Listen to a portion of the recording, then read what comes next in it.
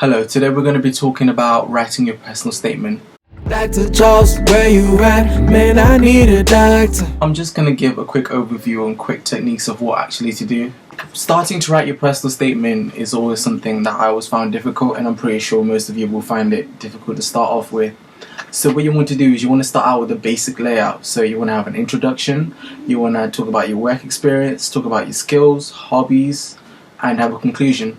So the best place to start is starting with bullet points, so basically stating out everything that goes under those headings. Once you've done that, then you convert those bullet points to sentences. Once you've converted them to sentences, you keep rereading and editing your personal statement. Also, the best place to go is to check out other people's personal statements. Plenty of websites online where you can, check other people's personal statements, which they've done, and you can compare them against yours. The content that's in yours, the quality of content that's in yours, the stuff that you cover relative to what they've said. Another place you can go is a thing on Student Room. They also offer a service where if you send your personal statement, they will review it and tell you what they think about it and which ways you can improve. But the only way this will be useful is if you send it pretty early on. You get your personal statement done pretty early on. The other things I would say about your personal statement is you need to have originality. There's a lot of people who try to start their personal statements dating from a young age. Ever since I was young, as far back as I can remember, you got to realize these people have been reading personal statements for years and years, and they've probably heard that over and over again. So the best place to go, for me personally, I would say, is start with an interesting quote. You can either start with a statistic or maybe something personal, but that's not common. The sob story, especially like if you're a medical student trying to apply the sob story, it might not work as well because, every year there's always going to be somebody who does that. So you want to do something that's different, that's going to make you stand out, especially if you're applying for university that will read your personal statement before you get an interview.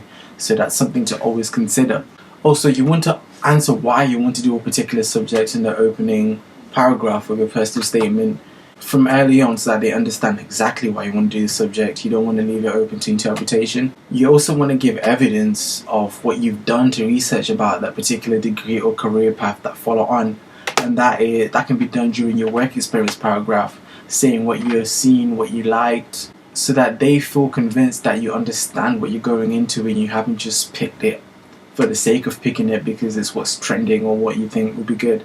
You have to actually have actual evidence. And also something that most people don't do is you have to portray an understanding of the skills that are needed in the field you're about to go. Showing that you understand the skills shows that you've done enough research, and it really makes your application really solid. The other aspect I would say is also speak of your hobbies. Your personal statement can't be 100% academic. There also has to be other aspects of your life, like sports you play, instruments you play, hobbies you do. That is very good to include in your personal statement. It shows you're a well-rounded person. Universities are looking for somebody who's all-rounded to represent them. They just don't want someone who's 100% into academic. The final most important step I would say is to be yourself. Don't try to pretend and be somebody who you ain't. Don't try to show up and try to write in a style that ain't you, using those big words to try and make yourself sound bigger and cleverer than you really are. Don't bother with any of that. Be yourself. Even if you try to portray yourself as that person, it will show in the interview when they're questioning you.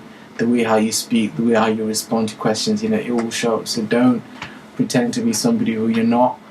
Just be who you are. Who you are is good enough. If they don't like who you are, then they don't like you. And, they're not good enough for you. So be yourself. That's the most important thing. And anyway, I'm out with this episode. Don't forget to subscribe. Honestly, if you have any topics you want me to cover, don't hesitate to leave a comment below, and I will try and cover those videos as soon as I can. Dr. Charles, where you at? Man, I need a doctor. Where you at right now? Man, I need a doctor. Dr. Charles, where you at? Man, I need a doctor.